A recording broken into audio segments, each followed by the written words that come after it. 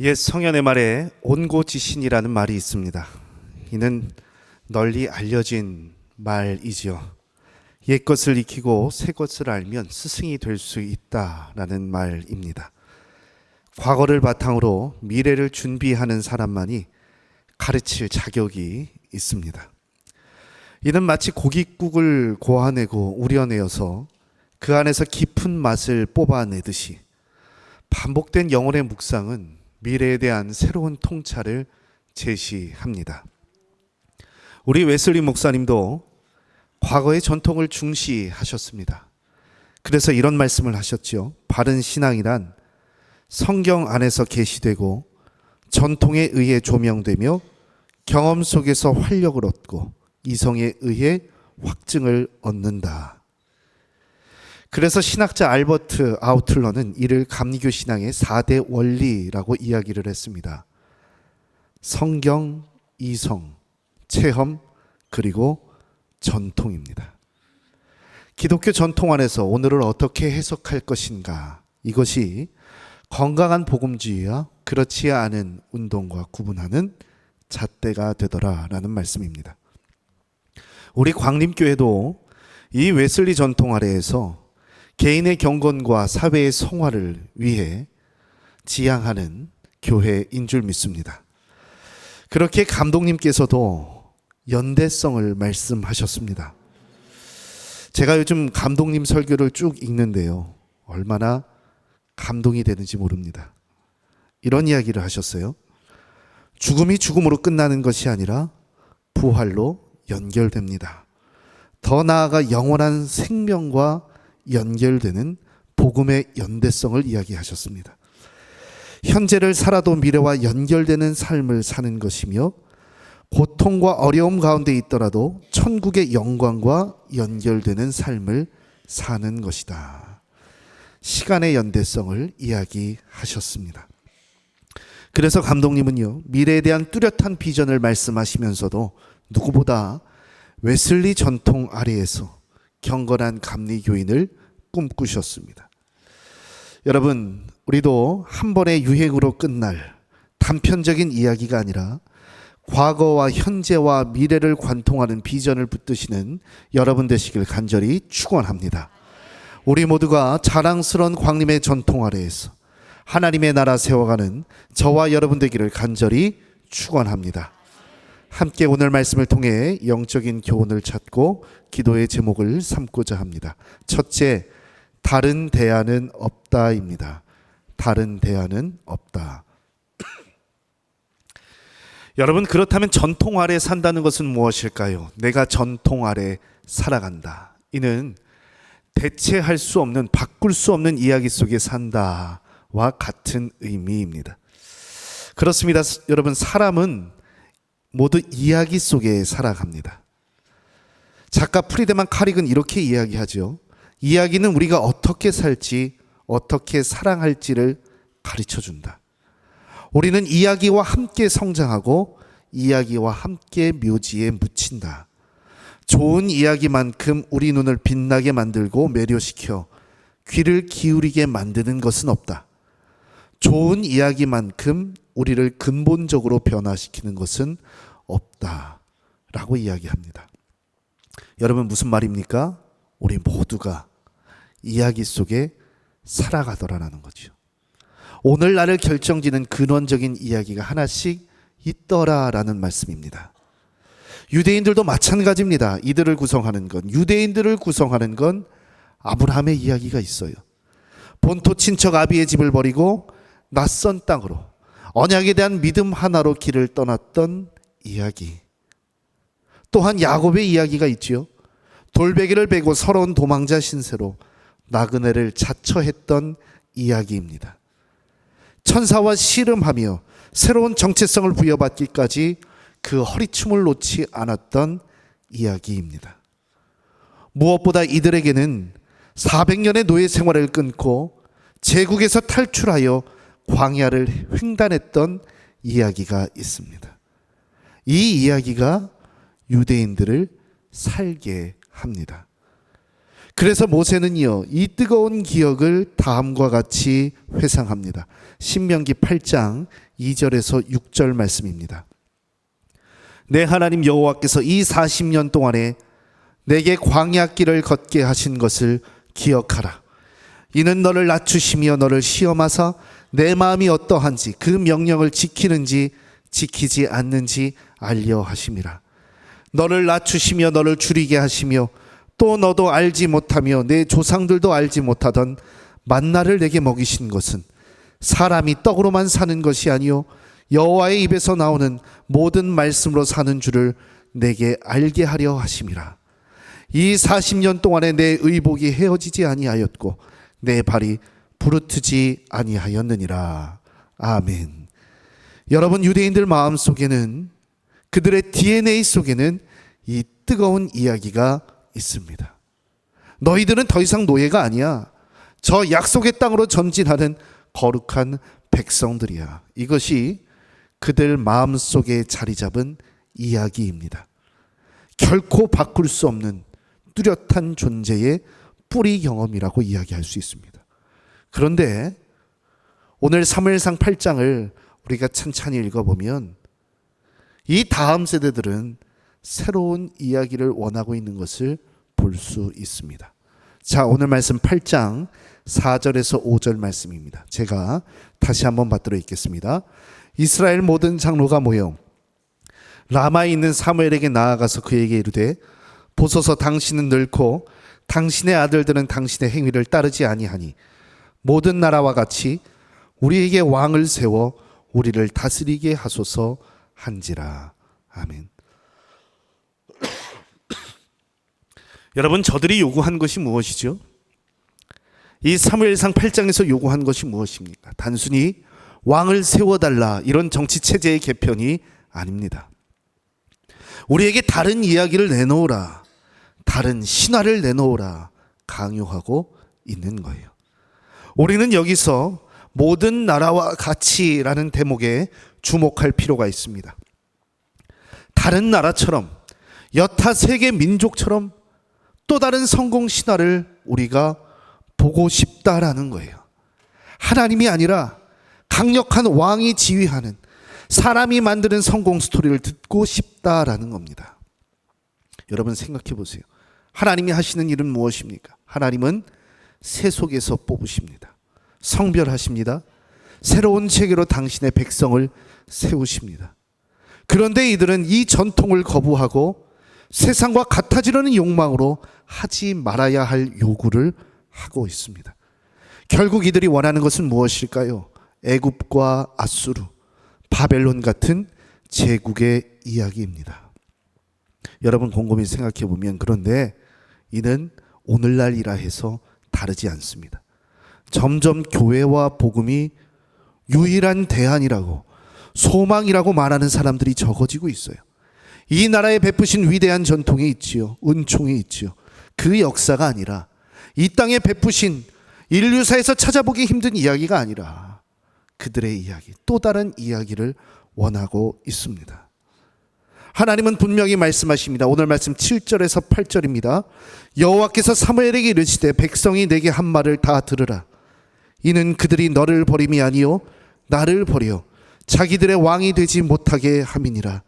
내가 그들을 애굽에서 인도하여 낸 날부터 오늘날까지 그들이 모든 행사로 나를 버리고 다른 신들을 섬김같이 내게도 그리하는도다. 아멘. 여러분, 여기 실려있는 하나님의 한숨을 우리가 볼 수 있어야 합니다. 너를 버림이 아니야, 나를 버림이야. 애굽에서 인도하여 낸 날부터 오늘날까지 사실 이들이 섬겼던 건 솔직히 하나님이 아니었습니다. 지금까지도 하나님은 선한 은총으로 함께 하시고 여전히 구원의 완성으로 이끄시건만, 이스라엘이 걸어온 길을 보면 광야 시작부터 정착까지 불순종의 역사임을 우리가 부인할 수 없습니다. 그들 속에 뿌리 깊이 자리 잡은 노예 근성.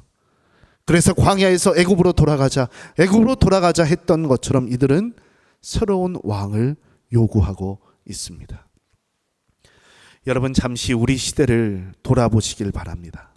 교회를 떠난 이들이요 왕으로 삼고 있는 것이 무엇입니까? 풍요를 약속하는 이 시대의 바알과 만몬입니다. 유물론과 천민 자본주의, 과학이 인류를 구원할 거란 기술 만능주의, 세속의 물결에 철저하게 잠식되어 있습니다. 여러분, 여기에는 소망이 없습니다. 만약 이런 이야기가 우리를 구원할 수 있다면 이 땅은 이미 낙원이 되어야 합니다. 아니잖아요. 우리에게 필요한 것이 있다면 여전히 복음인 줄 믿습니다. 디모데전서 4장 7절은 말합니다. 망령되고 허탄한 신화를 버리고 경건에 이르도록 내 자신을 연단하라. 육체의 연단은 약간의 유익이 있으나 경건은 범사에 유익하니 금생과 내생의 약속이 있느니라. 아멘. 여러분, 허탄한 신화와 망령된 이야기를 버리고 하나님께로 향하는 저와 여러분 되기를 간절히 축원합니다. 다른 대안은 없습니다. 내 유한한 인생 어디에 투자할 것이냐. 경건에 이르도록 오늘을 연단하는 저와 여러분 되기를 간절히 축원합니다. 둘째로 익숙함 속에서 새로움을 발견하라입니다. 익숙함 속에서 새로움을 발견하라. 여러분, 이번에 그 전자기기를 스마트폰 만드는 그 미국의 A사 있죠.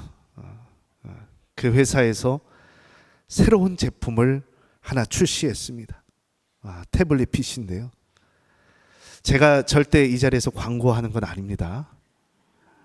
왜냐하면 이 광고가 문제이기 때문입니다. 이들이 한 광고가 문제예요. 커다란 여러분 앞찾기 있지요.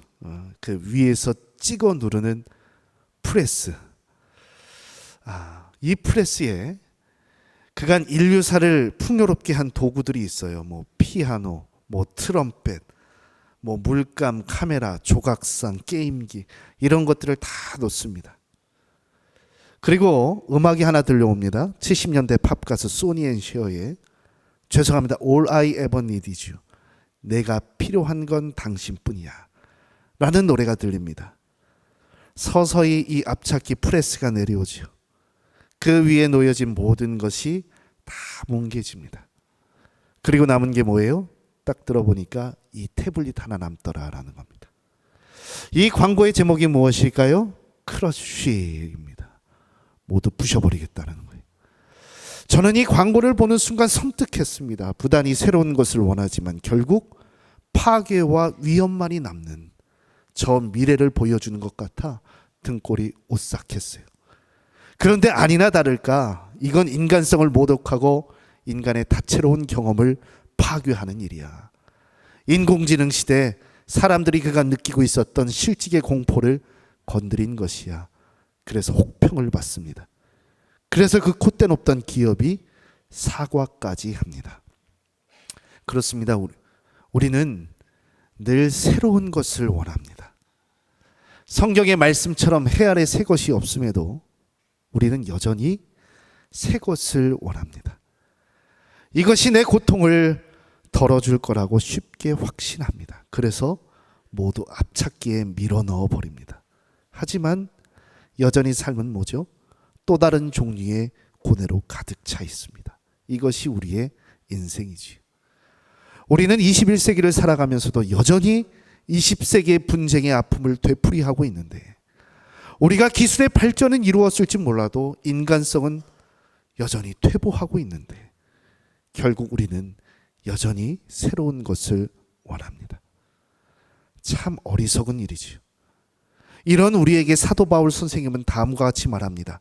고린도전서 1장 22절에서 25절 말씀입니다.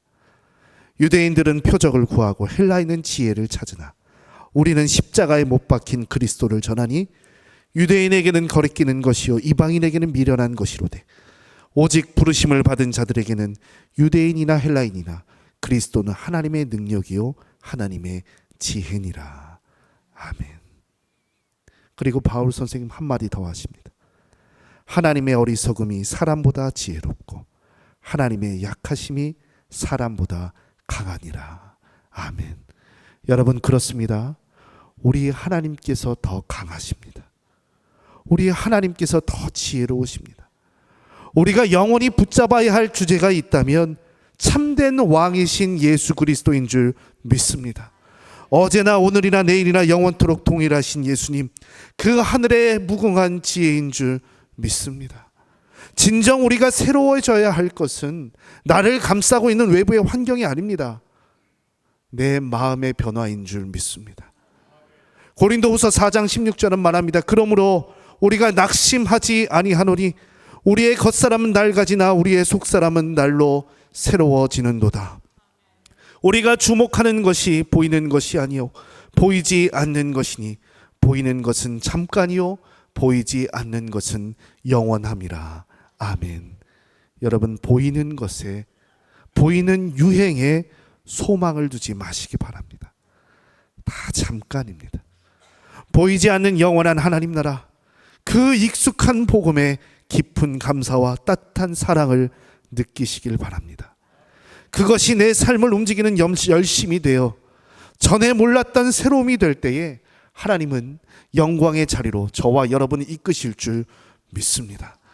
익숙한 기도의 자리에서 새로운 생명을 창조하시는 저와 여러분 되기를 간절히 축원합니다.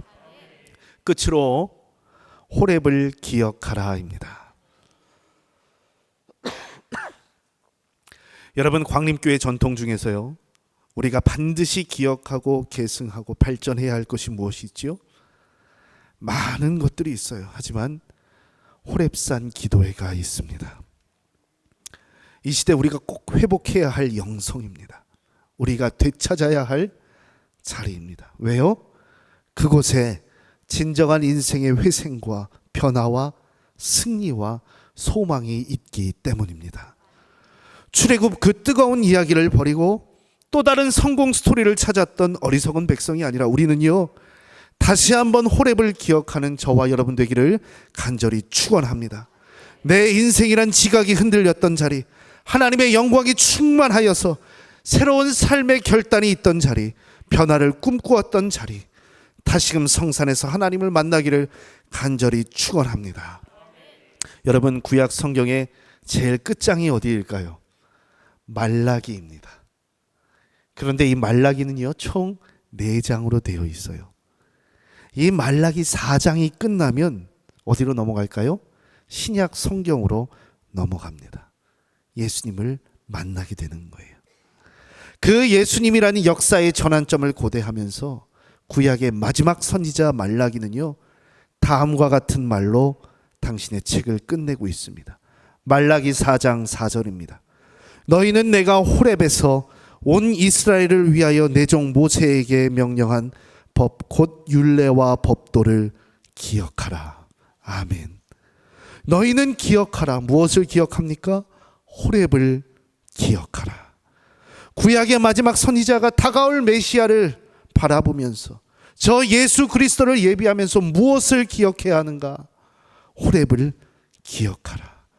광야 한가운데서 하나님을 만났던 그 뜨거운 체험을 기억하라 하고 있습니다. 우리도 다시 오실 주님을 기다리면서 호렙의 영성으로 준비되기를 간절히 축원합니다. 여러분, 광야와 같은 이 사막을 여행하다가 길을 잃은 한 여행자가 있었다고 합니다. 더위가 식은 저녁에도 길을 찾기 위해서 이 사람은 계속 길을 걷고 있었어요. 눈앞에 사람의 발자국이 보입니다. 아, 저 발자국을 따라가면 길이 나오겠지. 그래서 그 발자국을 따라 몇 시간을 걷습니다. 그런데 마을은 나오지 않습니다. 그리고 어디선가 익숙한 선인장이 눈에 보였습니다. 알고 보니 찾은 발자국은 자신의 발자국이었습니다. 몇 시간 동안 계속해서 한 자리를 맴돌았던 것입니다. 이에 힘이 빠졌던 남자는 쓰러져서 멍하니 하늘을 봅니다. 그런데 유난히 빛나는 별 하나가 보입니다. 바로 북극성입니다. 그 순간 이 남자 머릿속에 사막에서 길을 잃으면 북극성을 보고 걸어라 라는 말이 생각났습니다. 남자는 빛나는 별을 따라 걷기 시작했고 무사히 사막을 빠져나올 수 있었습니다. 여러분, 우리의 인생도 마찬가지입니다. 세상 사람의 조언은요, 이 세상의 지혜는요, 결국 사막에 남겨진 발자국과 같습니다. 진정한 길을 찾기 위해서, 헤매는 내 인생 방향을 찾기 위해선 변하지 않는 것이 필요합니다. 오늘도 환하게 타오르는 불꽃, 어지러운 내 인생의 방향을 제시하는 호렙으로 나아가시기를 간절히 축원합니다. 그곳에서 말씀으로 인도받는 저와 여러분 되기를 간절히 축원합니다. 내 인생 환하게 비추는 저 익숙한 불길을 따라 삶의 제목을 내어놓고 간절히 부르짖는 저와 여러분 되기를 간절히 축원합니다. 여러분, 호렙에 오르는 길은요, 더 이상 노예들이 걸어갔던 길이 아닙니다. 시편 68편에서 말하는 것처럼 우리 하나님과 걸어가는 길은 왕의 길인 줄 믿습니다. 하나님의 병거는 천천히요 만만이라 주께서 그 중에 계심이 신의 산 성소에 계심 같도다. 하나님이여, 그들이 주께서 행차하심을 보았으니 곧 나의 하나님 나의 왕이 성소로 행차하신 것과 같도다. 여러분, 주와 함께 걸을 때 우리의 발걸음은 노예의 발걸음이 아니라 왕의 발걸음 될 줄 믿습니다. 거룩한 기도의 자리로 나올 때 우리의 걸음은 왕의 행차인 줄 믿습니다. 이번 호렙산 기도회가 왕과 함께 걷는 승리의 시간이 되기를 간절히 축원합니다. 기도하겠습니다. 세상의 유행에 따라 영혼의 참 만족이신 예수님을 놓고 살았던 것을 용서하여 주시옵소서.